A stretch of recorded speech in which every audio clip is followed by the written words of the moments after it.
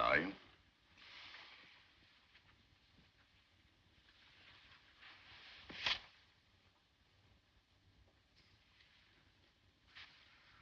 Emily, you promised that... Now, clear out, will you? Don't be hard on him, Henry. You're the one who is hard on him. You treat your brother like an irresponsible half-wit, and then you're surprised that he behaves like one. Goodbye, Henry. I shan't forget what you've done for me.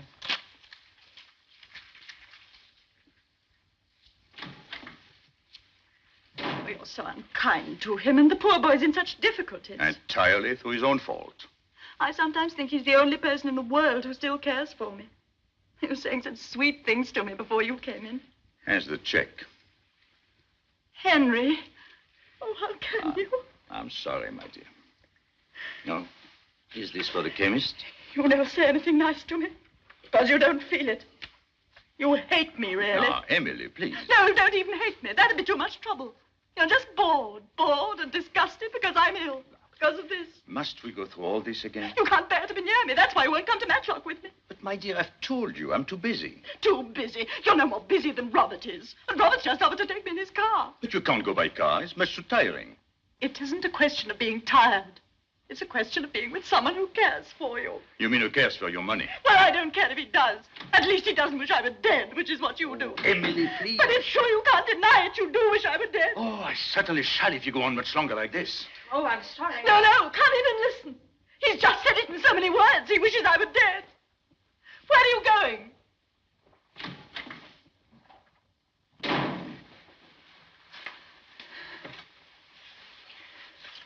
Oh, he's forgotten Janet's birthday presents. Go after him, will you?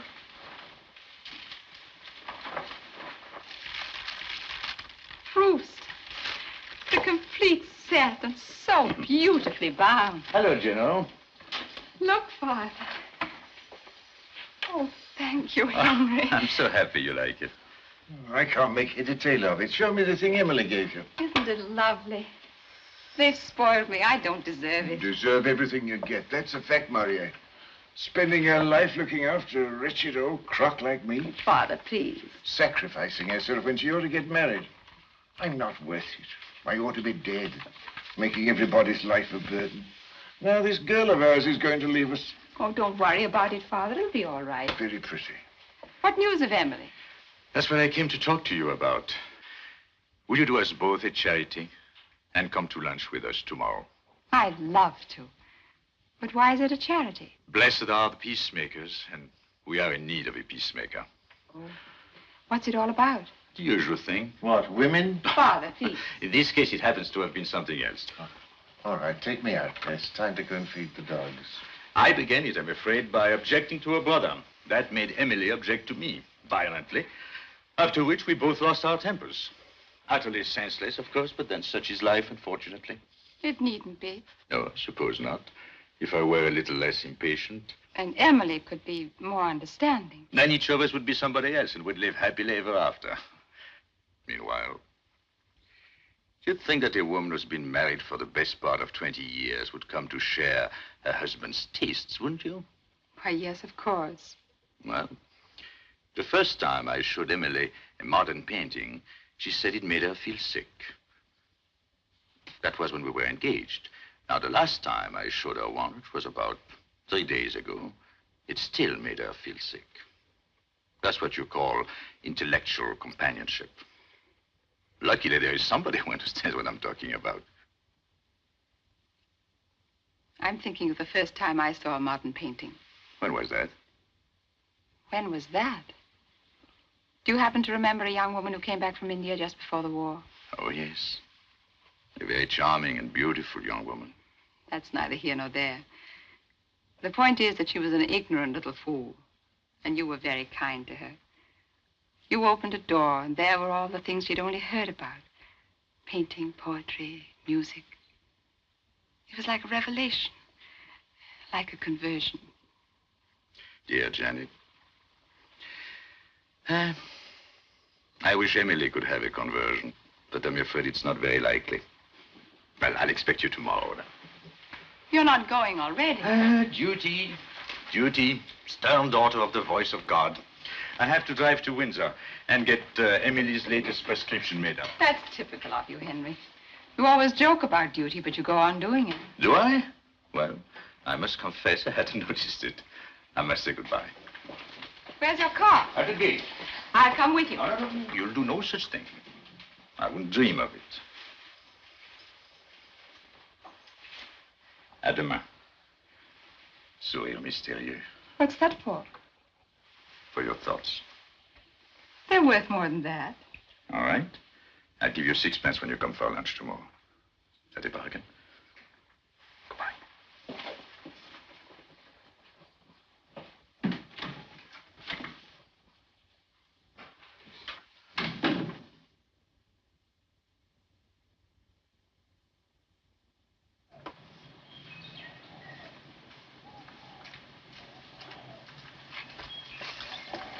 We'll go to the chemist's first, Captain. Yes, sir.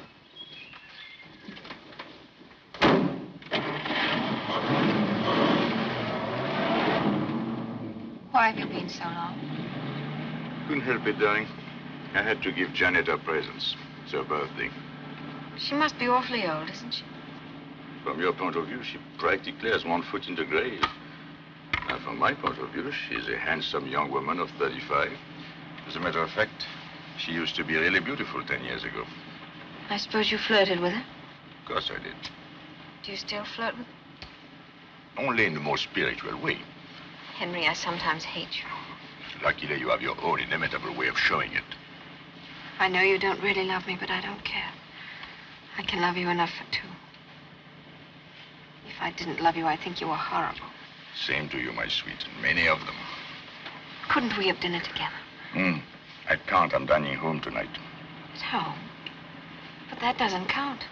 Oh, I see. My wife is to be abolished, so I can take you out to dinner. Charming child. I think you're horrid. Good, then. I shan't have to ask you tomorrow night. Henry, do you mean it?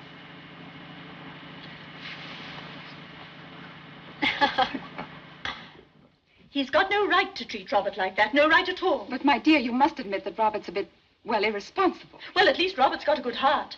Henry never thinks of anybody but himself. You're being unjust to him, Emily. You haven't been married to him for 18 years. If that's how you feel, I'm surprised you haven't left him. And see him trotting off with another woman? No, thank you. But if it would make him happy. That's the best possible reason for not doing it. Emily, I don't know how you can be so unforgiving. Why don't you let him go? Do it for your own sake. For my sake? It isn't good for you to feel so bitter and revengeful. No wonder you're ill. Rubbish. But it's true. People die of those feelings. Or else they live on them. Shall I tell you the only reason why I'm still alive?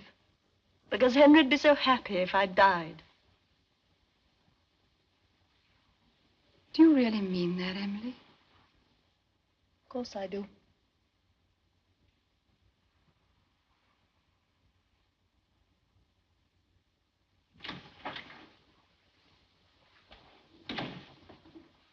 You're early, aren't you? It's my afternoon out. And by the way, you don't mind if I'm a little bit late getting back this evening, do you? My sister's giving a party. Peas. I'm so bored with peas. Oh, well, I'll see if Cook has something else instead. Wait, nurse. Emily, you're having lunch with us. No, I won't see him. Nonsense. He'll say he's sorry and you'll forgive and forget, and then we'll have a nice little party to celebrate. Oh, all right. Send Maisie in to help me to dress. And I'll go and tell Henry.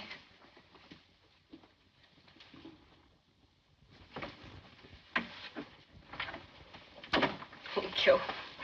Oh, that poor Mrs. Maurier. She's terribly ill, isn't she? No, it isn't her health I'm thinking about. It's, well, you know. Miss Spence, I could tell you things that would make your hair stand on end. Sex, that's all they think about. Who do you mean? Men. I wouldn't trust any of them. And a Frenchman into the bargain. Does Mrs. Maurier suspect? I mean, does she think there's another woman? Oh, he's clever enough to keep things dark. But I tell you, we wouldn't be surprised at anything. Mrs. Maurier and you seem to have talked things over a great deal. She knows I'm a friend. Shall I tell you something, Miss Spence? You know that brooch of hers, that diamond dragonfly? Yes, I know the one you mean. She's going to leave that to me in her will. Not that I'm expecting her to die. Though, of course, it might easily happen with a heart in that condition. Hello, Henry.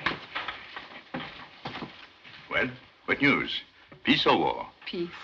Oh, thank goodness. Even if it's only an armistice. Oh, come with me. I want to show you something. Oh, a Modigliani. You haven't bought it, have you? Couldn't afford it, but couldn't resist it. What an astonishing piece of work. Yes, and to think that this idiot went and died at 37, when he might have gone on painting this sort of thing. I've got no patience with people who die young. Make a note of it, Janet. You're invited to lunch on my 80th birthday. Are you sure you won't be bored with me by then? No. I'll still be wondering what's going on behind that mysterious little smile of yours. What is going on, by the way? You want to answer? Where is that? Sixpence.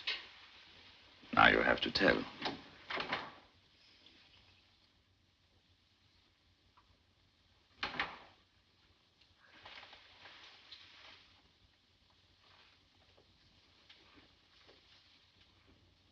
My dear, I wouldn't eat those red currants if I were you. Why shouldn't I? Remember what Libbard said. Nothing with skins and pips. But I'm so fond of currants. That's no reason for making yourself ill. Don't be a tyrant. Of course, I believe in letting her have what she fancies. It does her more good than fussing about with diets and things. That's what I always tell Dr. Libbard. All right. Have it your own way. Shouldn't you be going, nurse? You'll miss your bus.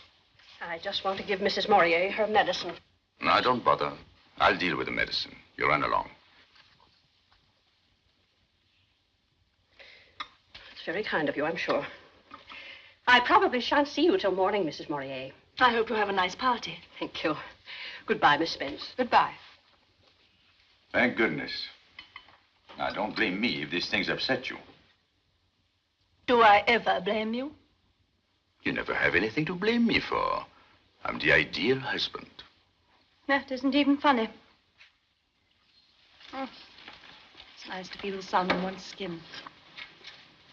Clara, my medicine. Run and fetch it for me, will you? The bottle on the sideboard. Don't bother, Clara. I've got to go and get my cigar. Very good, sir. Shall I pour the coffee for you? Please, dear.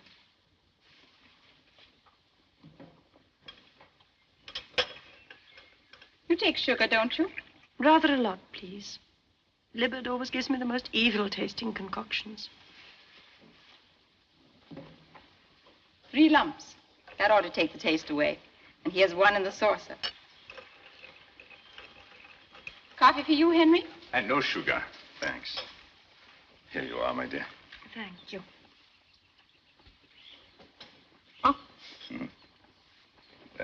Oh, to revolting. Quick, my coffee. Thank you, Janet.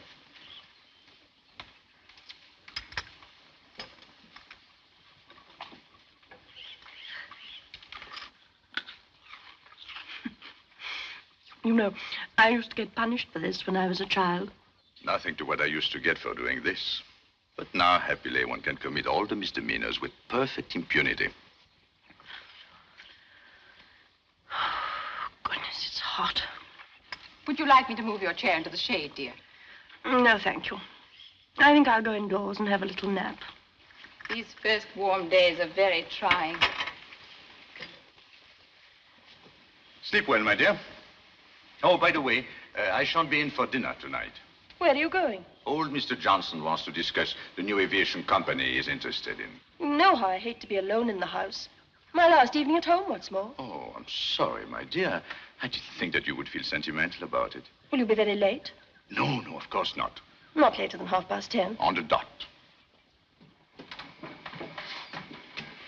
Oh, good evening, Mr. Lester. Good evening. Has anybody been asking for me? I'll inquire at the desk, sir. Good. Bring me a dry martini while they're about it. Very good, sir.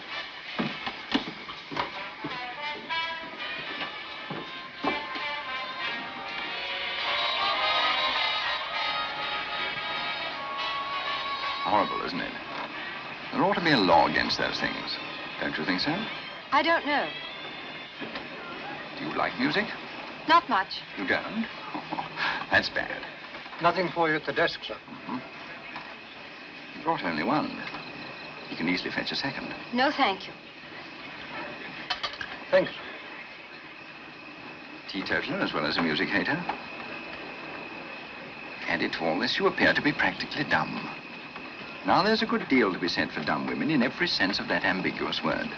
In the first place... Hello. Sorry I'm late. I'm so glad you've come. There's a man here who's been bothering me. What? No, Henry. Your eyes do not deceive you. It is indeed your irresponsible and half-witted brother-in-law. Won't you introduce me to this charming young person? Doris, this is Mr. Robert Lester. Miss Mead. How strange life is, Miss Mead, to think that you're practically a member of the family. I must tell Emily about this new addition to the domestic circle. She'll be delighted. Excuse me, Doris.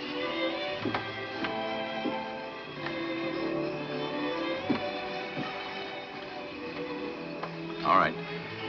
How much do you want?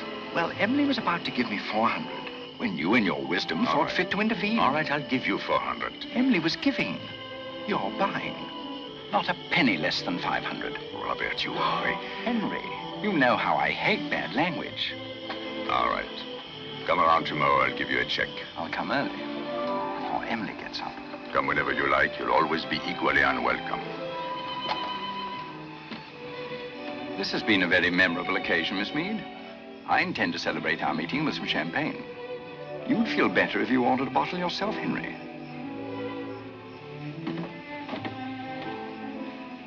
Is he really your brother-in-law, Henry? Yes. I don't want to do anything that's wrong. It will be all right. I'd rather give you up altogether, just because I love you so much. Oh, darling. Thank you, Doris. You make me feel almost ashamed. Robert was right about one thing, though. We need some champagne with our dinner. After all, who tells you the world is not coming to an end this evening? Let's assume we have only 6 hours before the last trump. 6 hours to make the best of.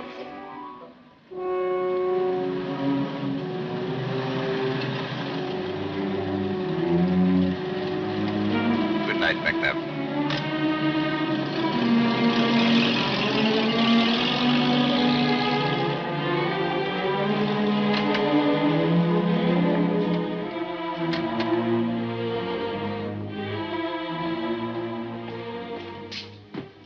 Libbard.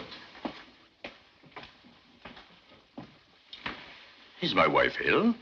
They tried to reach you at Mr. Johnson's, but there was no news of you there. Oh, no, I was detained. I had a breakdown. Your wife kept asking for you. I'll go up to her at once. I'm afraid it's too late. Too late? Oh, yes, I suppose she's asleep. Mrs. Maurier passed away about 4 hours ago. You mean she's dead? Unfortunately, I was not there when they called me. I arrived when it was all over. The only person who was with her was Janet Spence. Janet? Yes, the servant sent for her. There was a violent attack of nausea in the late afternoon, and that is what knocked out the heart. She must have eaten something that disagreed with her. At lunch? I suppose so. Oh, excuse me. I saw the lights and I wondered if there could be... Is anything wrong? Nothing, except that Mrs. Maurier is dead. What do you mean? She died of heart failure while you were out. It was because you let her have those currants. Do you remember? I warned you at the time. But you wanted to have your own way, didn't you? Is this true, nurse? Oh, but she liked them so. But you know how strongly I've always insisted on a bland diet. Well, I never thought that a few currants... No, you didn't think that they would kill her, but they did. Please, Maurier, this is a professional matter. We don't want any rhetoric injected into it. You better go to your room now, nurse. I'll talk to you tomorrow. And let us stick to facts, Maurier. It may have been the currents or it may not. All we know is that something upset her, that she had a heart attack. Can I go up to her room? I'll wait for you here.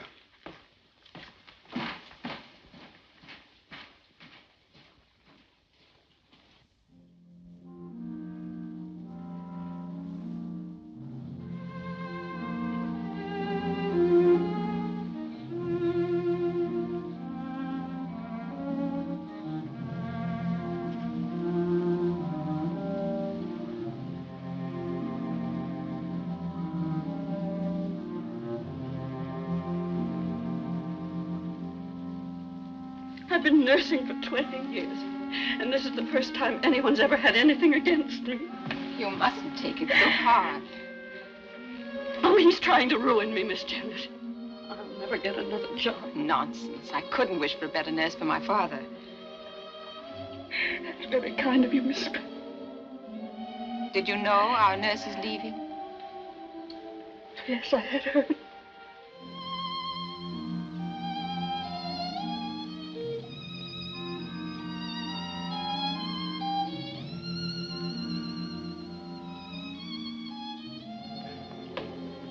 I admit she's a good nurse. I'm the first to admit it. But Nurse Braddock had no business to go against my instructions. I think I can tell you the reason. She wanted to spite Henry. To spite him? What for? She didn't like him, that's all. Just because he belongs to the male sex, I suppose. Some of them get like that. Janet, I'm so thankful you were with Emily at the end. Yes, I think it helped her. Henry, try not to feel too bitterly about that poor nurse. She didn't mean any harm. I know.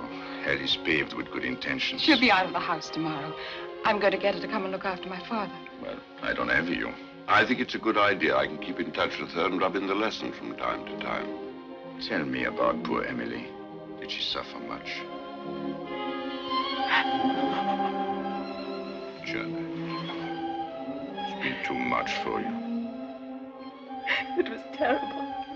It was so terrible. I've never seen anyone die before. I didn't realize. I'm sorry, Henry. I oughtn't to let myself go like this. I can't keep the memory away. I suddenly see her struggling for breath with that awful look of fear and pain on her face. Shall I take you home? No. No, thanks, Henry. I've got my car. You stay here with Dr. Libbard. Good night. Good night, Janet.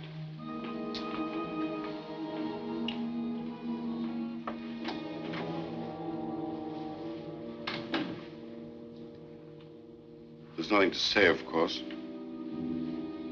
Just platitudes that don't mean anything.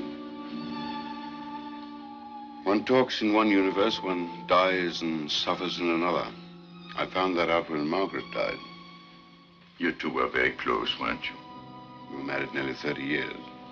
30 years. And yet, it isn't the time that counts. It's what you feel, what you are. Remember Emily as she was then? Margaret used to say she looked like the princess in a fairy tale. Shall I tell you where I was this evening? It seems sufficiently obvious. Suppose you think I'm pretty contemptible, don't you? I never thought of that. But I feel extremely sorry for you sometimes. Being born with a lot of money. It's no joke. Heaven knows it's dreary work having to earn a living, but at least it gives a certain purpose and direction to one's life. Whereas a rich man, a man without a job or a family to support, he can afford to live discontinuously, if you see what I mean. Without any purpose but his own tastes and appetites. In other words, he can afford not to be a real human being. Do you think I'm capable of changing? At this moment, yes. But it's easy to be heroic at times of crisis. What's difficult is to behave even moderately well at ordinary times. The question is, how much will you want to change a month from now? Am I as weak as all that? I simply don't know. Wouldn't surprise me if you were. Wouldn't surprise me if you weren't. At 56, I've stopped being surprised at anything. Well, I must go to bed. I've got a heavy day tomorrow.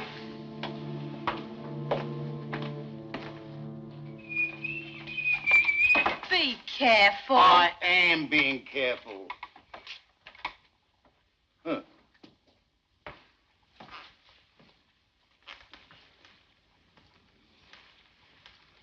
It's a speaking likeness. I'd recognize it a mile off. Oh, I'll give you such a smack in the face for that. Good afternoon, miss. What is going on?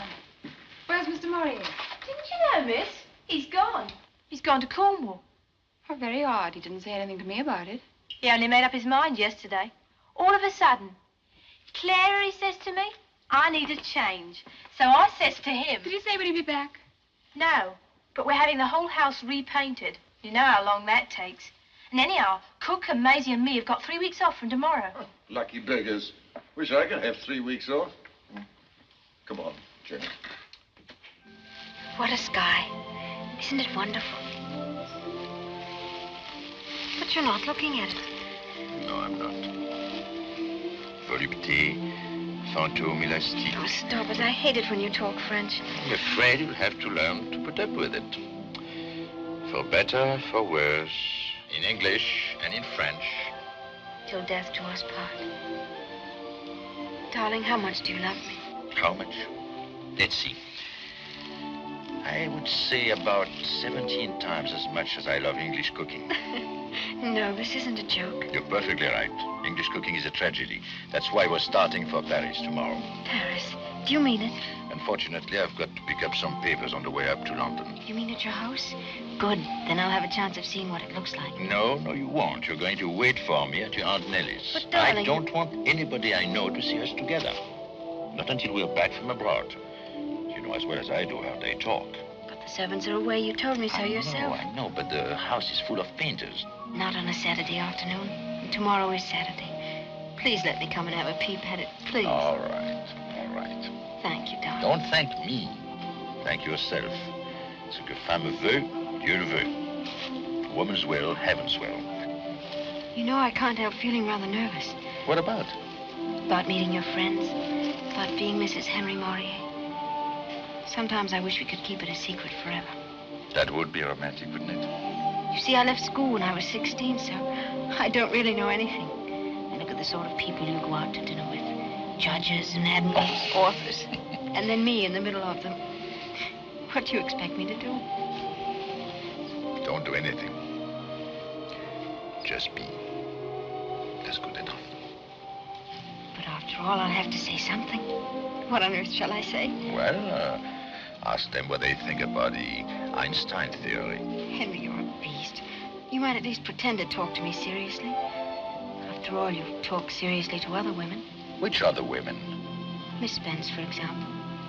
You're serious with her, aren't you? Oh, am I not? That's precisely why I married you, not her, which shows that there is something more in marriage than an ability to make polite conversation.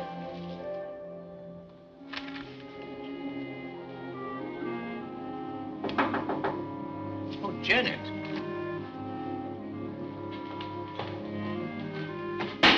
Lost these painters. Well, what a pleasant surprise. I thought you were in Cornwall. I had to go to town unexpectedly, so I took the opportunity to do a little burglary on the way. Without letting us know you'd be here. I'm just driving through. How did you know I was here? I saw the light. Oh, and here you are. Well, I'm delighted. Now, let's see. This seems to be comparatively free of paint. Sit down, won't you? May I? I won't stay long. Well, I'm glad you came, Janet. As a matter of fact, it will save me writing a letter. What's this? Open it and see. But, Henry, it's Emily's bracelet. And Emily would want you to wear it. Me? I don't know anyone who has as much right to it as you do. Oh, no, Henry, I don't deserve it. Here, take it. But, Janet, she loved you. She'd want you to have something that would always remind you of her. No, I can't. Now, Janet, I shall be offended if you don't take it. Offended? Do you want me to have it? Of course I want you to have it. I just felt it was too much. It's not nearly enough. It's really very beautiful. Do you mind if I finish off this little job while we talk? Of course not. How did you like Cornwall? Oh, beautiful.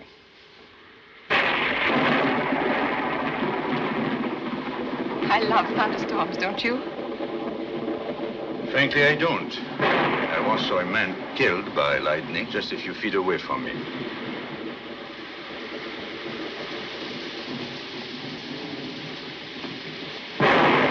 Goodness, this is like the overture from William Tell.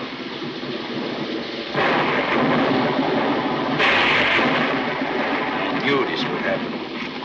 Heaven knows where they keep the candles. No, don't. You're spoiling it. Look at the trees, writhing and struggling as if they were trying to get free. But they can't. They're tied down. 1, 2, 3, 4. Less than a mile away. Listen, what a relief. What a liberation. Like someone that's had to keep everything locked up inside herself and then suddenly she can let go. You must have known what that's like, Henry. Not what what's like. Poor Henry, you haven't had much happiness in your life, have you? Oh, I've done pretty well, all things considered. Health, money, books. Golly, how I hinted. You're quite right, Janet. I'm far from being happy at this moment. You can make a joke of it, but I know what you've been through. The isolation, the spiritual loneliness.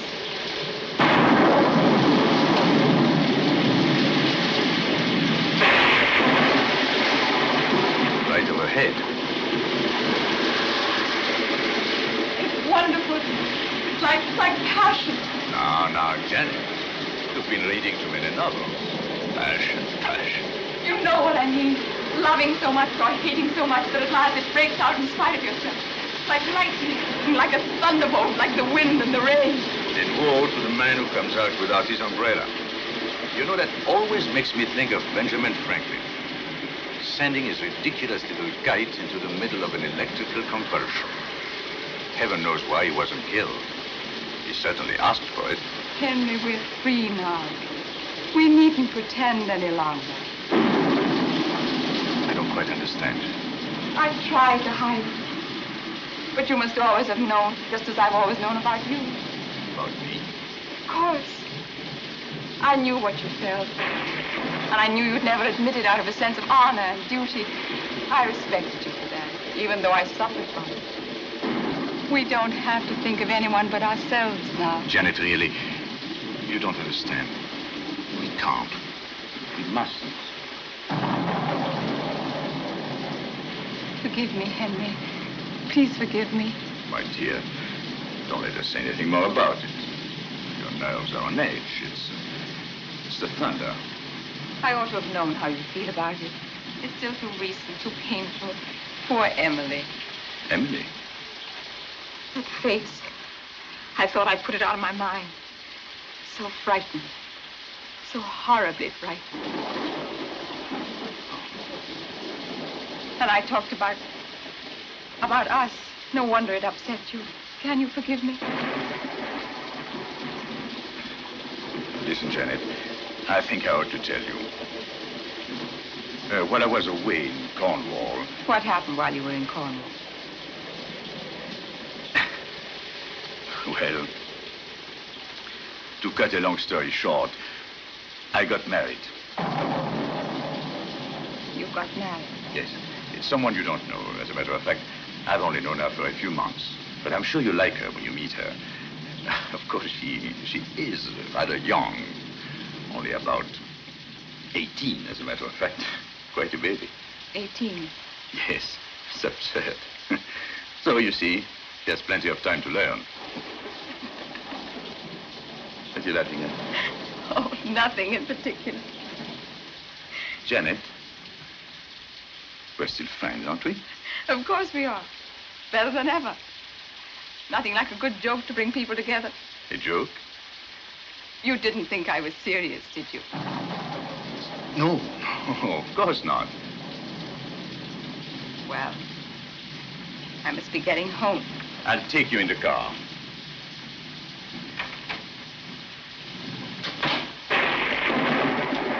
You should see the roads. I almost had to swim back from Aunt Nellie's. Oh. Doris, this is Miss Spence. You've often heard me talk about her. How do you do? How do you do, Mrs. Maurier? You know, it sounds too ridiculous for an old woman like me to be calling you that. Do you mind if I call you Doris? I'd love it. And you must call me Janet. Yes, Miss Spence. I mean Janet. Isn't she adorable? Well, I'll get my coat.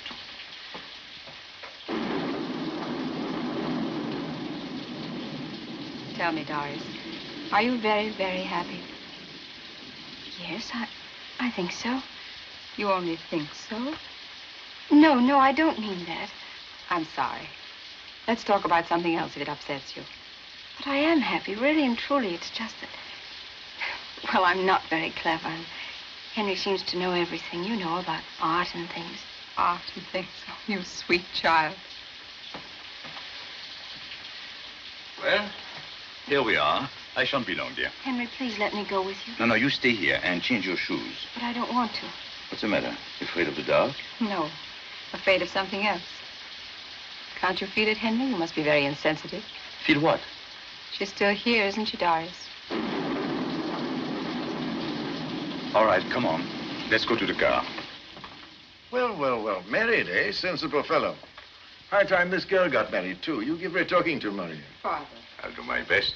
Well, where is she? Take off that ridiculous hat. That's better. It's your mother when we were first engaged, the living image of her. Turn around. Yes, definitely so. Remember the picture of her in the riding habit? That's the thing she was wearing when I saw her first. Don't you ever write anything but a habit, my dear? Women aren't the right shape for breeches. Whereas in a riding habit, well, man could still have illusions. And what's life without illusions? Nasty, solitary, brutish, and short. Women's legs are shorter even than life. Let's see you without that hideous mackintosh.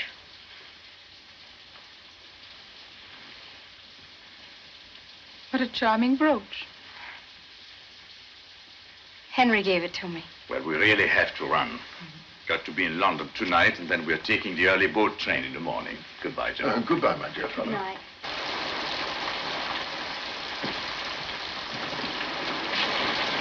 Good night, honey. Good night. Good night. Good night.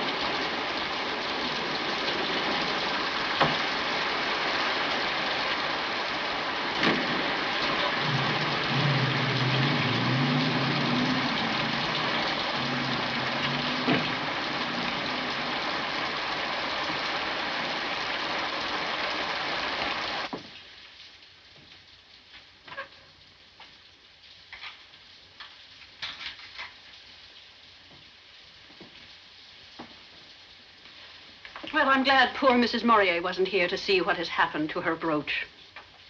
Your brooch, really? I was a fool to think I'd ever get it. You don't get diamonds for friendship. He told me he'd known the girl for several months. That means that even while poor Emily was alive. Pigs, that's what they are, every one of them. I tell you, they've got no shame, no decent feelings. And now, when she's scarcely cold in her grave... Must have been a great relief to him. You mean when she died? Seeing that he wanted to marry the girl. Who tells you he didn't have to marry her? I'd be ready to bet on it. And it was lucky for him when poor Emily died when she did. Just at the right time. Just at the right time. Miss Spence, you don't suppose... Suppose what? Why wouldn't he let me give her her medicine? Well, you're not suggesting... But that's ridiculous. That stuff he brought back from the chemist's. What stuff? Stuff for killing weeds. I happened to look at the label. I know what was in it. So that's why he made all that fuss about those red currants, just to give himself an alibi. You're not serious, are you? I certainly am. You're mad. It's unthinkable. After all, I've known him for years. You've known A, Mr. Maurier, the one who talks so nicely about pictures and all that sort of thing. But you've never known the one who can't keep his hands off girls. He'd do anything, I tell you, anything. Listen, why did it happen on the day I was out? What difference did that make? What difference? I've seen these cases. I'd have recognized the symptoms immediately. So what does he do? Chooses a day when he knows I won't be back until late.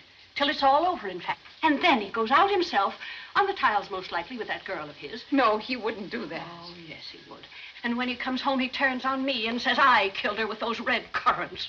Currants, indeed. After all, Dr. Libbard thought it might have been the currants. Yes, and why? Because the other one keeps harping on it. And so I have to take the blame. I'm the scapegoat. I'm the one to be crucified. Well, I tell you, I'm not going to put up with it any longer. And I'm not thinking only of myself. It's a matter of principle. I want to see justice done. I want the whole world to know the truth. You talk as though you knew it yourself. I do. I'm as certain of it now as I shall be after they've had the post-mortem. The post-mortem? Yes, you know what that is, don't you? Do you mean to speak to Dr. Libbard about it? Dr. Libbard? No, of course not. He wouldn't want to admit he'd made a mistake. No. I know who to go to. I know what I have to do.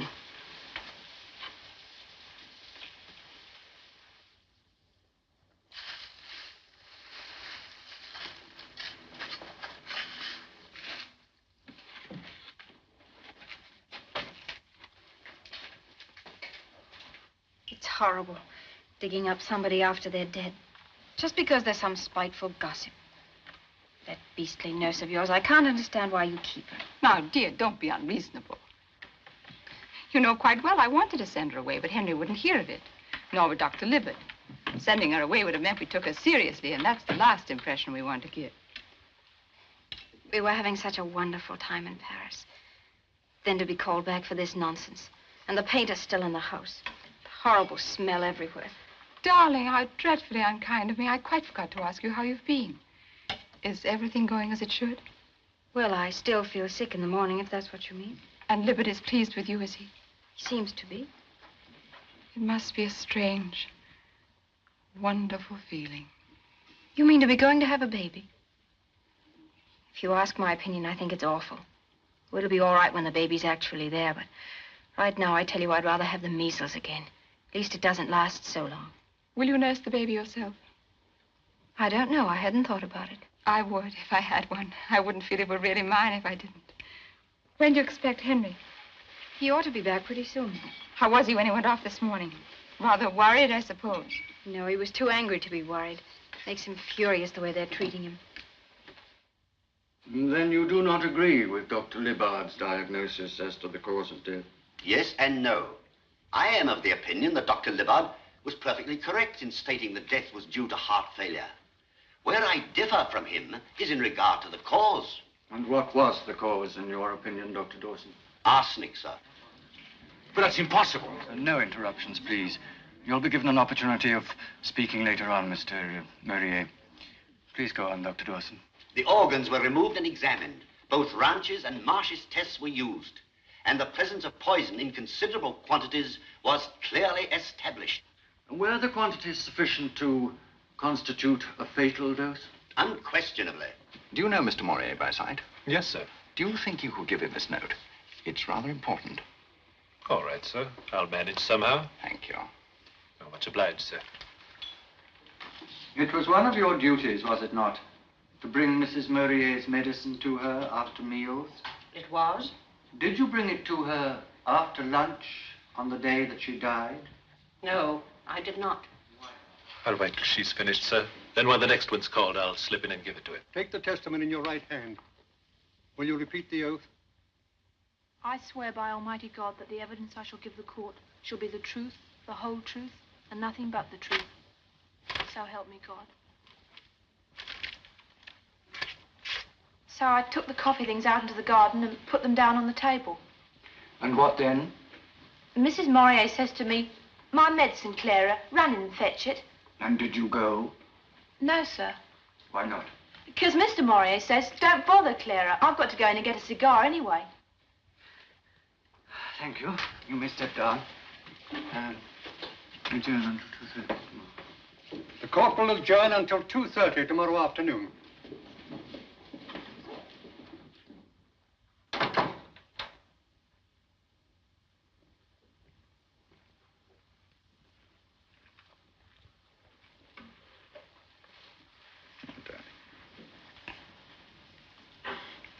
It's too terrible. Yes, it's terrible because it's impossible. And yet it's happened.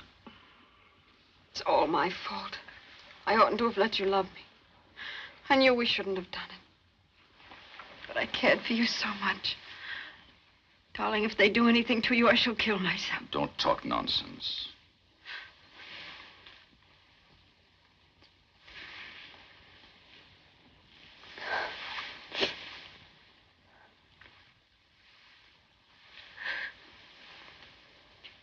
Why did you do it, Henry?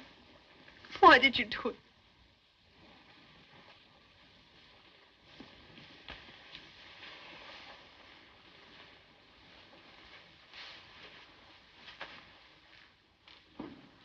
You all seem to take it for granted that I murdered my wife.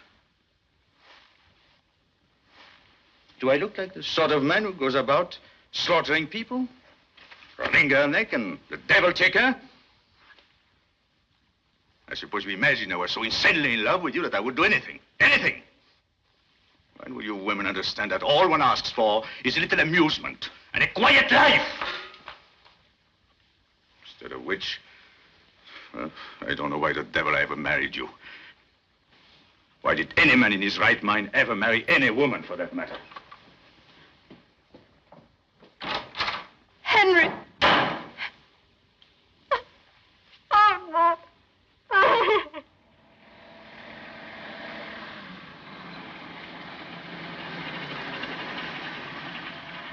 Maurier! Libbard! I've just been sent for to your house. What for? Your maid told me over the phone that your wife had taken poison. Taken poison? Fortunately, it was nothing more than an overdose of sleeping tablets. I've told them what emergency measures to take, so I'm hoping it won't be too serious. Get it.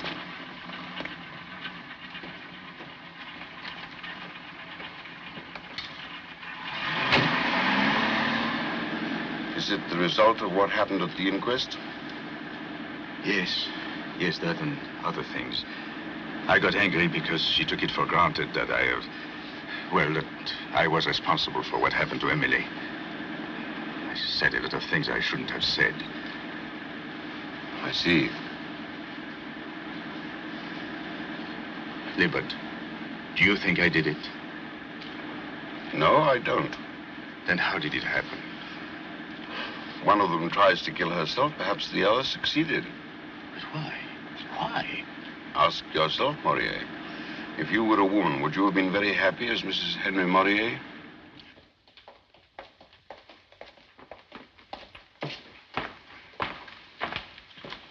I'd rather you didn't come up.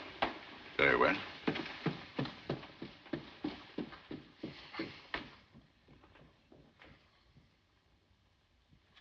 Well, that's that, young woman.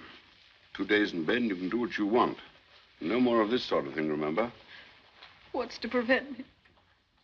Nothing except your own common sense and common decency. He doesn't love me. I don't want to go on living. Well, who cares what you want? Who's interested in your beastly little emotions? Why not think of somebody else for a change? I think of Henry all the time. No, you don't. You think of yourself in relation to Henry, which is a very different proposition. Thank you, Macy. You may go. And remember, if you wake up in the night with cramps in your intestines, don't blame Henry. It's your own fault entirely. There. You're quite right, Dr. Libbard. It was wrong. I promise I won't do it again. Good girl. No, I'm not good. That's why all this is happening. Tell me, how can I help? Well, in the first place, you must believe in him. Through thick and thin, in spite of everything. That's the first thing. Then whatever happens, you must be strong and calm. No tears, no harrowing scenes. They're just an indulgence, that's all. Some women cry as easily as a pig grunts. They enjoy it very nearly as much. So don't do it. Don't do it. And finally, remember you're going to have a baby. That's probably the best thing that ever happened to Henry. So for goodness sake, don't let's make a mess of it. See who's here?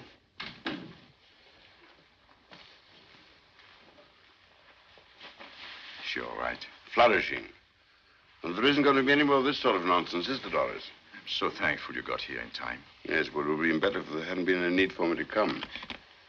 Bye, Doris. Bye, Henry. Doctor. Thank you.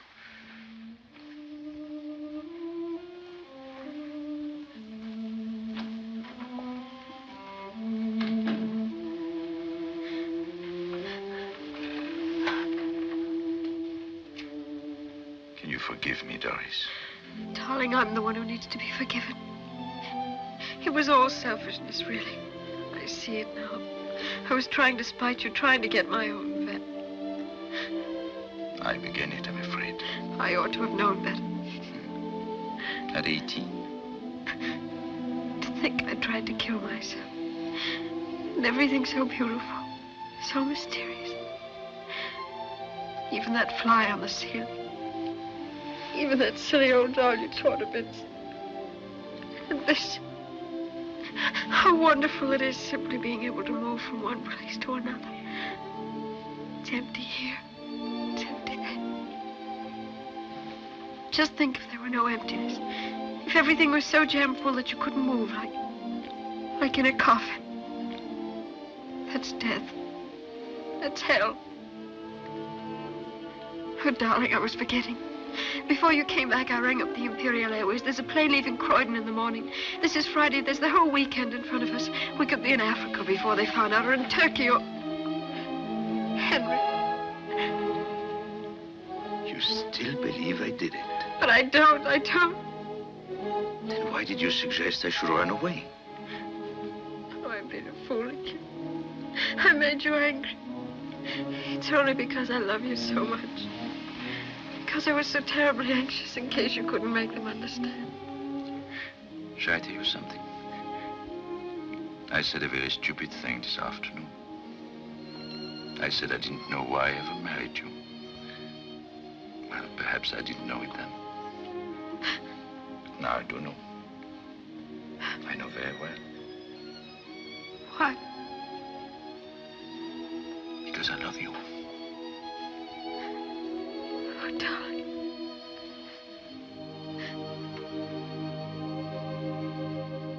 When the medicine was brought from the house, who poured it out? Nobody did. It was brought out in a wine glass. In a what? In a wine glass. Oh, I see. Mr. Maurier poured it out in the house. Yes. Could you see him pour it out? Not from where I was sitting. But of course, knowing Mr. Maurier as I do, I feel absolutely... Thank you. It's utterly unthinkable. I'm here to determine facts, Miss Spence, not to speculate about what is or is not thinkable. Thank you. You may go now. I propose to recall Mr. Maurier. Henry Maurier.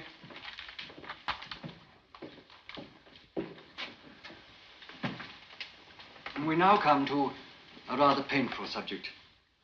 Tell me, were you acquainted with the present Mrs. Maurier before the death of your first wife? With all respect, sir, I fail to see what bearing this question can have upon the present inquiry.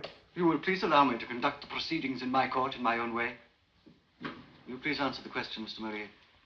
I had been acquainted with her for about 4 months, I think. Mrs. Maurier's maid has testified that after lunch, you offered to go and fetch your wife's medicine. Is that the case? Yes. Did you bring it back, the medicine, in the bottle? No, I poured out 2 tablespoonfuls into a wine glass. And I swear to God I added nothing. Please, please. I'm sorry, but I must protest. You will kindly confine yourself to answering my questions, Mr. Maurier. Was anyone with you in the room when you poured out the medicine? No. Clerk, you have the ledger there. Will you please show it to this witness? On the 4th line from the top, do you recognize your signature? I do. Messrs. Fillmore's records show that on the day before Mrs. Maurier died, you purchased a tin of weed killer. Is that the case? Yes. Are you aware that the weed killer in question is a powerful poison? Yes. Shortly before purchasing the weed killer, did you have a quarrel with the late Mrs. Maurier? Yes, I suppose you could call it that. Thank you, that's all.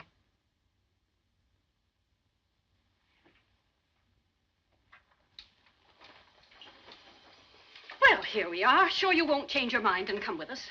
No. I just start by feeding the dogs. Does you good to be with dogs for a change. Takes your mind off your troubles. Wouldn't mind being a dog myself. Comfortable kennel, free meals, unlimited access to the females of the species, and when you're old, they shoot you.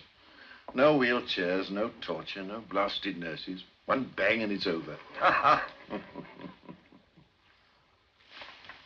Put on your things and come with us. Do. No, Father, I'd rather not. It would help you to sleep if you took some exercise. Please. A good brisk walk, that's what you need, dear. And then 5 minutes of deep breathing. I'm a great believer in deep breathing. That and abdominal massage. Up the ascending colon, across, and then down, up, across, and then down 40 or 50 times. I used to do it for poor Mrs. Maurier every single day. Poor thing, poor thing. Well, she'll sleep easy in her grave after this.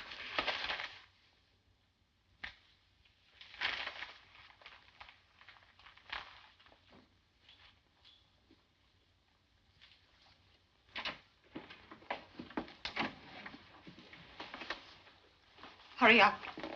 Quick. All right, all right. Have you got your bag of dog biscuits? We'll be back in time for tea. Don't let it get you down.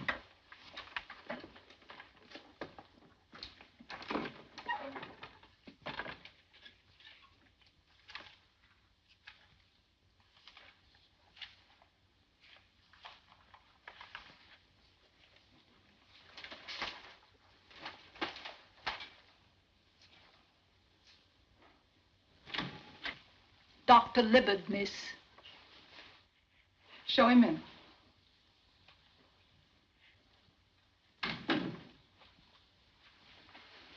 I just dropped in to see how things were going along. Father seems very well. He's just gone out for his walk. And you? Not much of a credit to your physician, I'm afraid. If I don't sleep tonight, I shall go mad. You've still got some of that stuff I gave you, haven't you? It doesn't seem to work anymore. Dr. Libbard, you don't know what it's like. Night after night. I can't stand it any longer. This wretched business with poor Maurier. Mustn't let it prey on your mind too much, you know. No, naturally, but... Well, I mean, one can't help feeling dreadfully sorry for him. Sorry if the light bothers you. Hold still just one moment.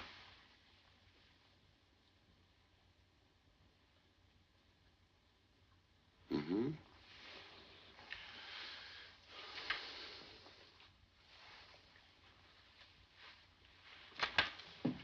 You wear these things all the time now? I find the light very trying. It's been like that ever since I started sleeping badly. And then, of course, poor Emily. You were very fond of her, weren't you? Oh, yes. Yes, I loved her. Well, wouldn't that account for all your trouble? Grieving over the death of a friend. And what a death. What a death. Suicide at the best, murder at the worst. And remember, Macbeth hath murdered sleep. Murdered it for a lot of other people as well as himself. Look what I found in the garden this morning. Give that here. Can't I give it to him? It's just a 4-leaf clover, that's all. Well, it's against the regulations. But I don't see any harm in it.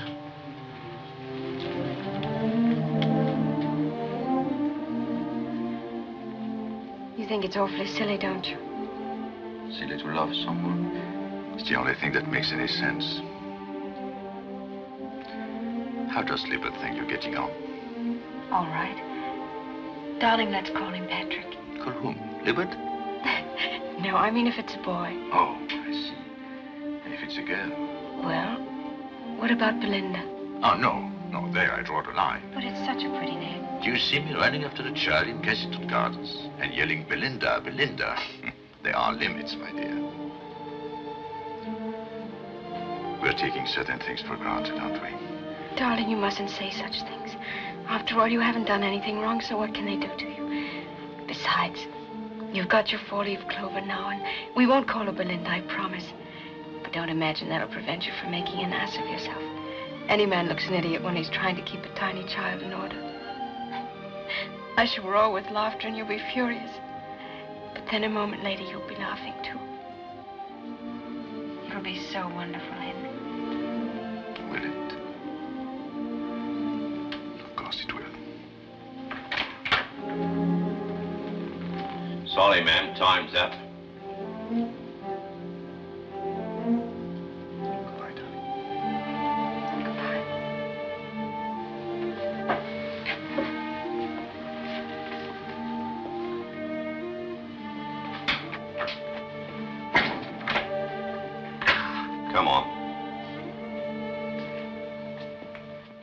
When driving the car, did you ever observe signs of intimacy between the accused and the present Mrs. Maurier? Yes, sir. There was considerable embracing. Silence! Silence! On more than one occasion? Yes, very frequently, sir. I have no questions to ask this witness, my lord.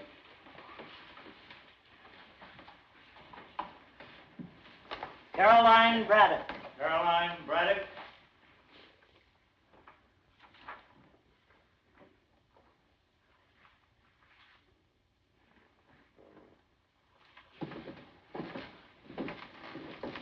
Janet. Sorry if I frightened you. Have they called you again? No, I've been sitting in court with Doris. Do you think... I mean, how is everything going? Not too well, I'm afraid. You mean for Henry? Yes. They're all coming home to roost, every one of the follies he ever committed, and goodness knows there were enough of them. Do you remember in the gospel, men and women who were possessed by devils? I sometimes wonder if that isn't the only plausible explanation of some of the things we do. Things that we know are against our own interests, things that are obviously wrong and idiotic and suicidal. And yet we do them. Or is it somebody else inside us that makes us do them? If it's somebody else, then we wouldn't be responsible, would we? I think I'd better get back.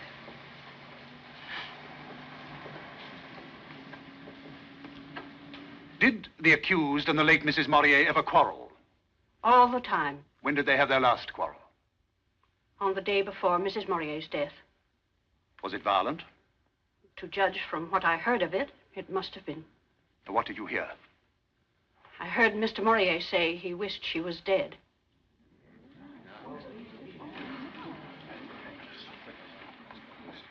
The day before she died, of poisoning, remember, the deceased wrote as follows. Robert, darling, here with the check Henry tried to prevent you from having. He was horrible to me after you were gone. He said he wished I was dead. I can't see you tomorrow, but come the day after and we'll decide definitely about the journey. Ever your affectionate Emily. Now, did you see your sister again after you received this letter? No, I didn't. She wrote it on Tuesday afternoon. I got it on Wednesday morning. And on Wednesday evening, she died. When she was taken ill that night, the servant sent for you, is that correct? Yes. Did you see Mrs. Maurier alive that night? Yes, I was with her till the end. Was she unconscious at the time you came? No, she was fully conscious. Then she was able to speak? Yes, she was able to speak. Did she say anything about poison? No. No, she didn't seem to realize she'd been poisoned. Nothing to indicate that the poison was self-administered? No. Nothing. Now, what are the motives for the crime? There were two of them. Among the lowest and most contemptible of all human passions. Lust and avarice. His wife is rich. She has made a will in his favor. Her life is heavily insured. And now to the lure of money is added the compulsion of another, even stronger passion. When his wife falls sick, what does this man do? Does he sit beside her bed to comfort her? Does he devote himself to alleviating her sufferings? No. He wanders abroad in search of low and criminal distractions. He finds a young and innocent girl. He flatters and cajoles her. He dazzles her with the display of his wealth and fascinates her by his knowledge of the world. True, he denies the fact of his adultery, but nevertheless, he cannot deny the fact of his infatuation. The unhappy invalid at home is unaware of what has happened, and yet how terrible for her are the consequences of that infatuation. Her presence becomes increasingly irksome to him. Her very existence is a threat to his pleasures. More and more, he wishes her out of the way, and at last, that wish is translated into action. The poison is bought.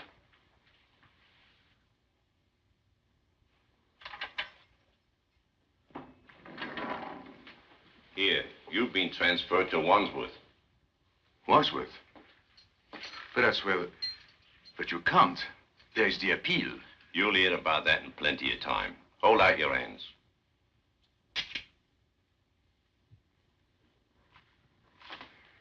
Poor devil. Vengeance is mine, saith the Lord. I never was so glad of anything in my life.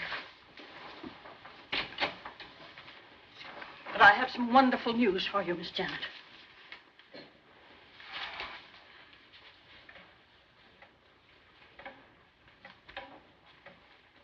Friday the 24th. Aren't you pleased? You'd better go, Nurse Braddock. Oh, very well, but I thought you'd be pleased. After all, when a criminal gets his deserts... That's enough.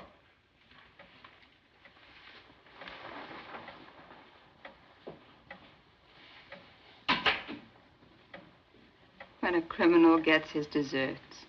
But is he a criminal? I still don't believe it. I didn't believe it either, but now, after everything they brought out at the trial, one must believe it. Must one? I've just been reading a very interesting book. It's an analysis of well-known cases of people who were condemned for crimes they never committed. But they proved it. They proved it in these other cases, too. Sometimes it was a matter of deliberate false witness. Sometimes it was nothing more than circumstantial evidence. It piled up. It all pointed in one direction. The conclusion was obvious and inevitable. And yet that conclusion was wrong. After all, the case is closed now. It can never be reopened, never. So what's the good of talking about it? It's just silly. I don't want to discuss it anymore. They proved it at the trial, and that's that. Not to my satisfaction. I just can't believe that Maurier was responsible. Then who was? What about Emily herself? Suicide? No, Emily would never have committed suicide. Yet she often complained that she was tired of life. I never heard her say that, never. Neither did Nurse Braddock, if I remember correctly. I must say I was very surprised when she said that at the trial. I don't know what she said, and I don't care. Maurier cared, carried a great deal of weight with the jury. Somebody who had been with Emily day and night for the best part of 2 years, and she never heard a whisper of suicide. Yet suicide was the main line of defense. I'm not interested in lines of defense. I'm interested in the truth. I'm interested in justice. And if you're trying to insinuate things, if you're accusing me of telling lies just because... Why'd you let me go on? Why don't you stop me? Well, people don't like being stopped as a rule. You were very fond of poor old Henry, weren't you? Yes, I liked him. I liked him very much. Emily used to say that if she died, you and Henry ought to get married. Married? Him and me? That's monstrous. How dare you? I'm only repeating what Emily said. Talking about me as if I were one of those women of his. One of those... It's disgusting and it's contemptible. I'm sorry, Dr. Libbard. Don't apologize to me. I'm not the one who's got insomnia. What do you mean? Getting all worked up about Henry's taste in women. It doesn't help you to sleep, you know. You don't imagine I spend my time thinking about that, do you? Well, you were thinking about it just now quite loudly. Do you ever think about poor Emily? Of course I do. After all, she was my best friend. And when you do sleep, do you ever dream about her? Those are the dreams that make me wake up. I suppose you dream of her as she was when she was dying. Yes. And sometimes I see her sitting out there in the garden. Just as she was drinking that coffee.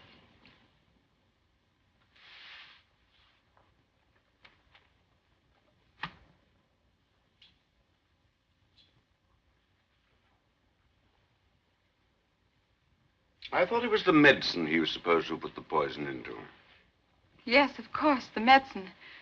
I meant the medicine. I don't know why I said coffee. Henry didn't give her the coffee, did he? I really don't know. Somebody must have. Anyhow, it's of no importance, is it, seeing that everything's been proved? Quite. Quite. Oh, I wish it were all over. All over. You seem to think this business is like something in the movies or in a novel. You seem to think it has an ending at 8 o'clock next Friday week, to be precise. I don't know what you're driving at. I'm driving at some way to make you sleep.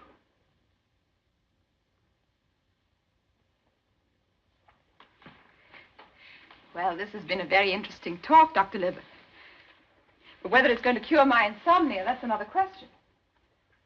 Personally, I put more faith in sleeping tablets. Janet, do you remember meeting a young Dr. Farton at my house this spring? Yes. I've known him ever since he was a boy. He's a very nice fellow, kind, sensible, conscientious. And he's turned out to be a first-class psychiatrist. No, thanks. I don't want to go to a psychiatrist. You want to get well, don't you? I'm not ill. Not that way. I know you. You're going to tell them I'm mad, and then they'll lock me up and torture me until I say things. It's a plot. Everyone's plotting against me. Nobody's plotting anything. That's a lie. You said it yourself. You want me to go to a doctor for mad people. Farton won't do any harm. He'll just ask you a few questions and find out what's on your mind. I've told you again and again. I haven't anything on my mind. It's just that I can't sleep. But he'll help you with that. He'll put you to sleep if you let him.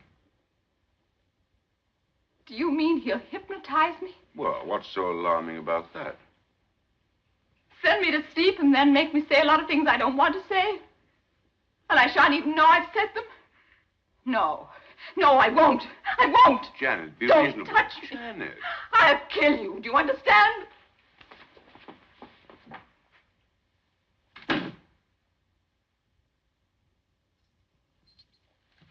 Miss Spence to see you, Maurier.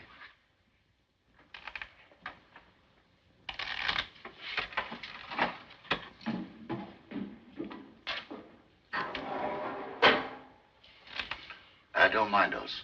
Carry on as if we weren't here.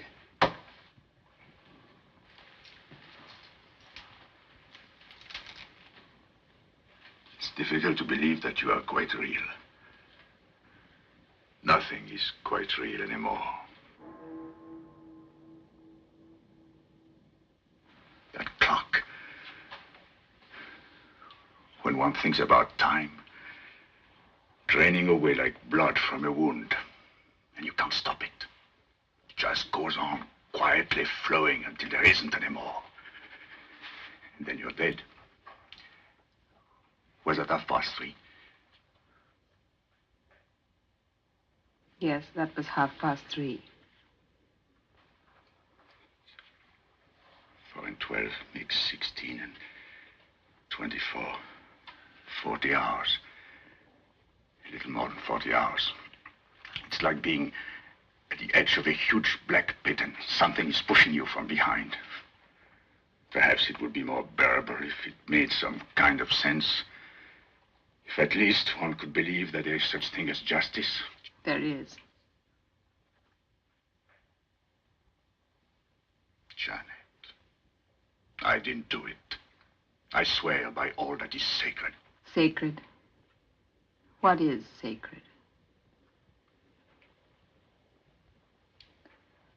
Do you remember that night? That night when there was a thunderstorm. You talked about Benjamin Franklin, you know, sending up his little kite to attract the lightning. A sort of scientific, practical joke. Well, sometimes the joke comes off. Sometimes the lightning comes down the string and then, well, people get killed. Get killed?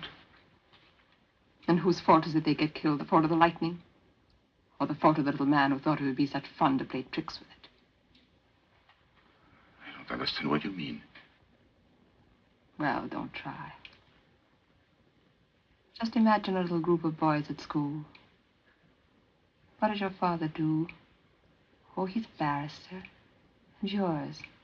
He's an engineer. And yours? My father's dead. He died before I was born. He died in a place called Wandsworth Prison. Annette, don't. Did I ever ask for mercy? Did you ever think of showing it? Never. I never said anything when you amused yourself at my expense. Janet, I didn't do that. What else were you doing all those years? Beckoning me on, calling me to you. And then at last, when I came to you, you hit me across the face and then ran off to have a good laugh with that filthy little beast. How dare you say that? Yes, how dare I? Do what you like, but never say. That's shocking, that's disgusting. How old was she, Henry, when she first started doing these things? 18? 17? Slobbering and pouring, and you call it love. Love! Filth, that's what it was. And you threw the filth in my face and then roared with laughter.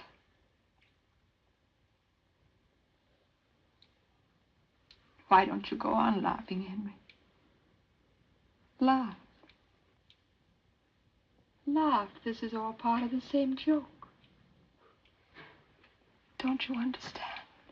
Janet, you don't mean... 40 hours more. That's all. And you asked me to lunch on your 80th birthday. Why don't you laugh? Goodbye, Henry. Janet! Janet! Janet! Janet! Janet!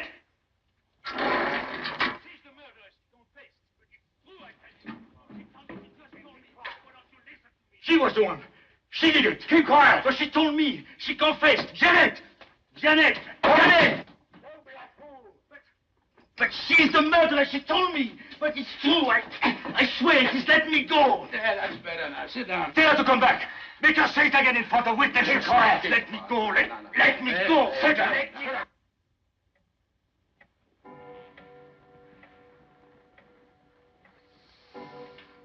Time passes slowly. Not for him. 8 o'clock at Wandsworth. There, but for the grace of God, goes James Libbard. And there, but for the grace of God, goes Janet Spence.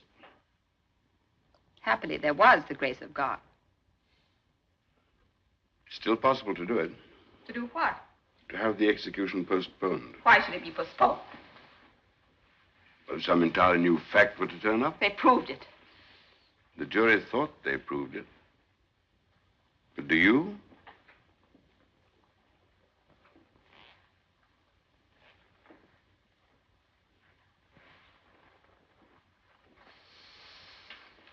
Of course, you know the basic reason why poor Emily was so dreadfully unhappy. What was that? Because she wouldn't accept the facts as she found them. She was an invalid. She'd lost her looks. She wanted to be treated as though she were young and pretty. What has that got to do with me? That is for you to answer. I'm only pointing out that it's possible to come to terms even with the most terrible facts. Old age, sickness, death. Yes, even with one's own wickedness and folly. Those are just words, that's all. Just words. But they can always be translated into actions. Listen, Janet. I can quite understand you're not wanting to go to sleep until you feel that you're safe. But did you ever stop to analyze the word? Safe from what? Safe in which respect? One can shut the door against one danger and be wide open to another. Look at yourself. You want to be safe from death. But at what price? At the price of feeling guilty. At the price of being driven mad by the sense of guilt. And what then? In your madness, won't you try to do away with yourself? But then again, that's death. You run away from death. And what do you run into? Death. Madness and death. But if you don't run away, if you face the facts, if you accept your destiny, there's something like a certainty that you will escape madness. A very good chance of escaping death. Well, I'll think about it. I'm terribly thirsty. Would you like a drink? Yes, that's a good idea. I'll get one for you.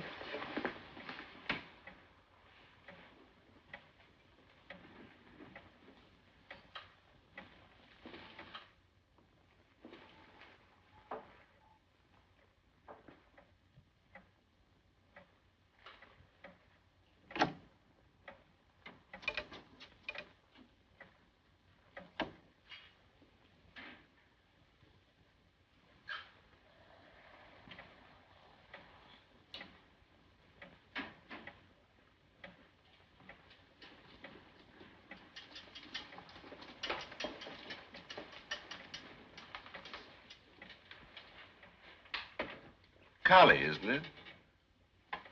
The great mother. And precisely because she's a mother, she's also the goddess of destruction. If you give life, you also give death. Inevitably. I must say they had a pretty realistic view of the world, these old Hindus. Oh, I beg your pardon. I'm really most awfully sorry. I don't think it'll harm the carpet, do you? Just a little fizzy water and a spot of alcohol. Do I get another? Let me do it for you. No, let me.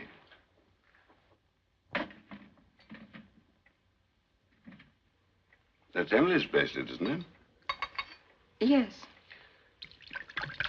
I thought I recognized it. It's really rather grotesque when one comes to think of it. Executing a man for murdering a dead woman. Murdering a dead woman? What do you mean?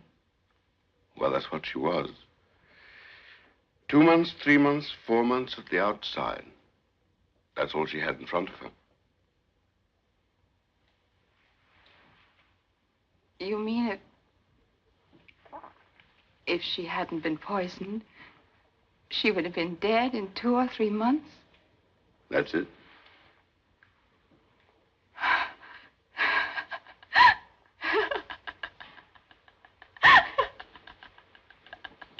What are you laughing at? I don't know. Nothing.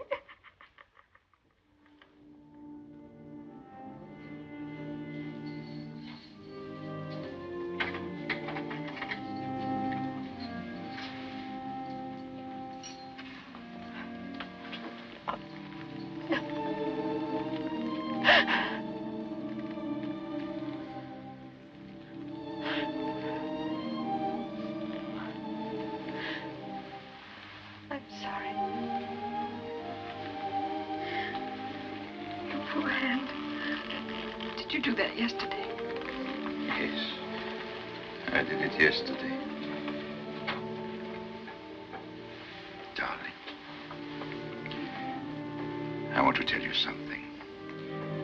It happened to me last night, quite suddenly, in the middle of a paroxysm of rage and despair.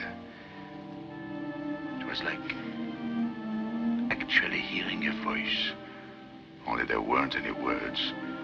There was just a kind of absolute certainty. A certainty? I knew that everything was finally all right. I knew it. It's true. Of course, one's got to face things as they really are. One's got to forget what one would like them to be. Tell me, my darling. Have the leaves started to turn? They're all golden now. Even the beech trees. I remember when I was a little boy, walking in the beech woods. I used to pretend that dry leaves were heaps of money, knee-deep in gold, like the Count of Monte Cristo.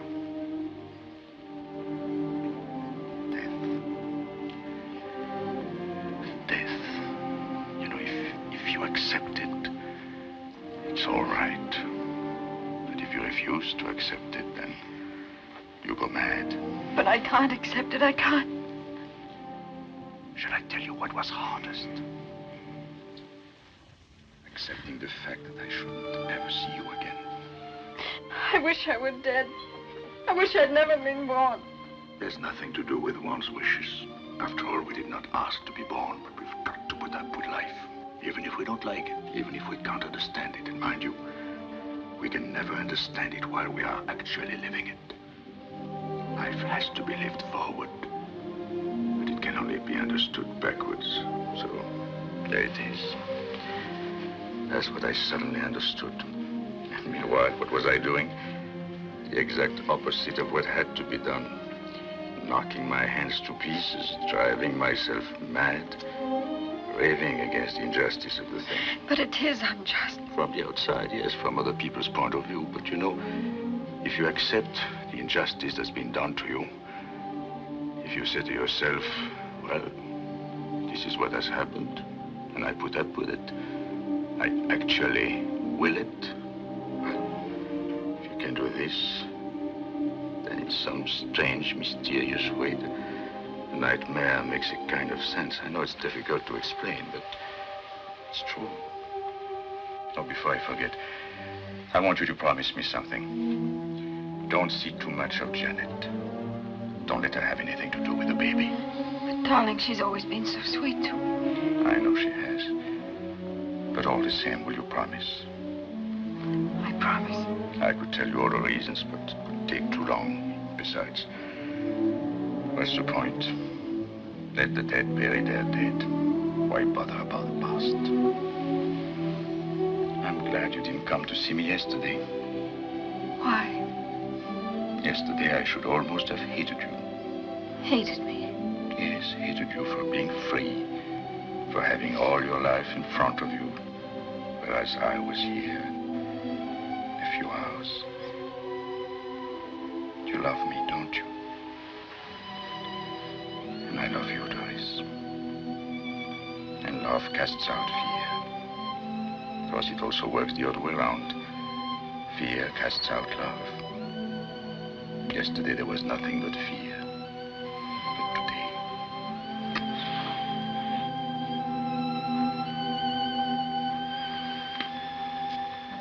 Today, it's different.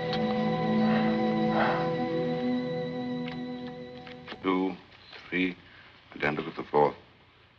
Another queen. Let's see what I can do. Jack of clubs. Oh, my goodness. Well, here goes. Mine, all mine. You're no good at all. Well, I'm not clever enough. This is a game that requires intellect. Are you ready? Mm-hmm. At last, a king. 1, 2. I'm finished. I'm done for. I owe you 10 million pounds. 11 million. 11, is it? Oh, well. Well, anyway, here's 6pence on account. I'll pay off the rest by installments, 2pence a week until the last judgment. Agreeable?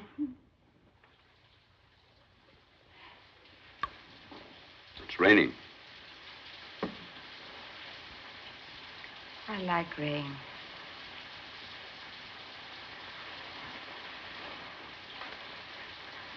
I like it when it rains really hard. When there's thunder, lightning. Oh, that girl. It's too horrible. I hate him. I hate him.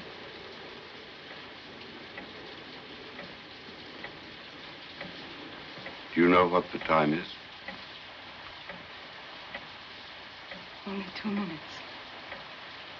2 minutes. That's all. Then you will be safe.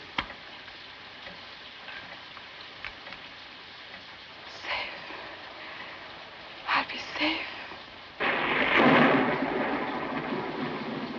They must have got everything ready on the scaffold.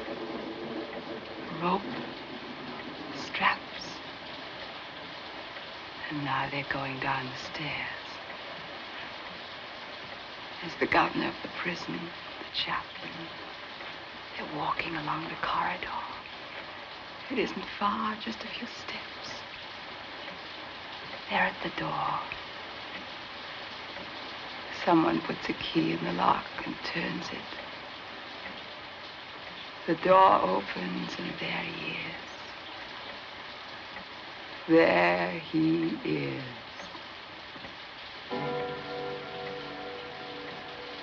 Just because she was 18. Because of her mouth. Because of her skin. Oh, God, God, God, God!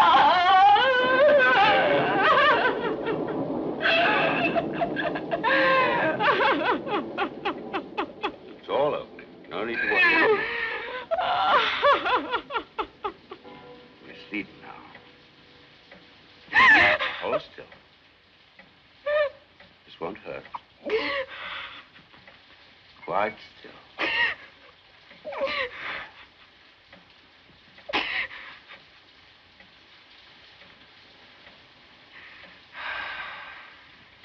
Let yourself go. Feeling comfortable? Yes.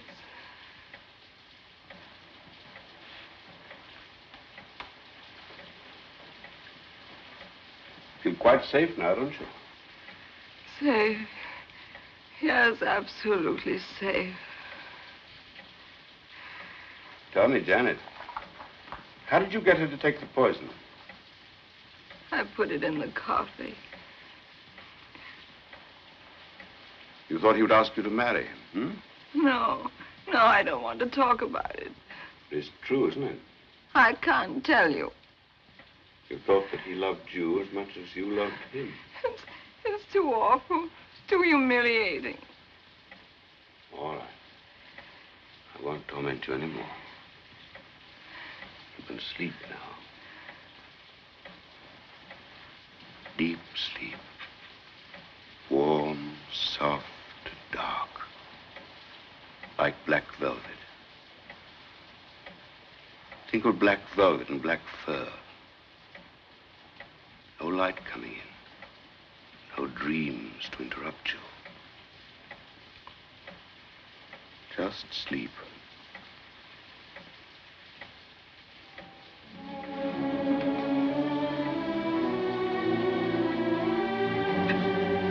Hello. Give me a toll, please. The Battersea 6160.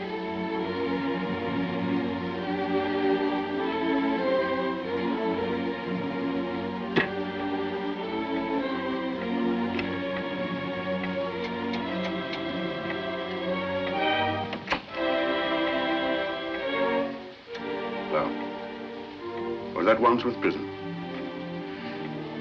This is Dr. James Libbard speaking. I want to speak to the government, please. At once. Yes, it's official business connected with the Maurier case. Yes, it's extremely urgent. All right, I'll hold on.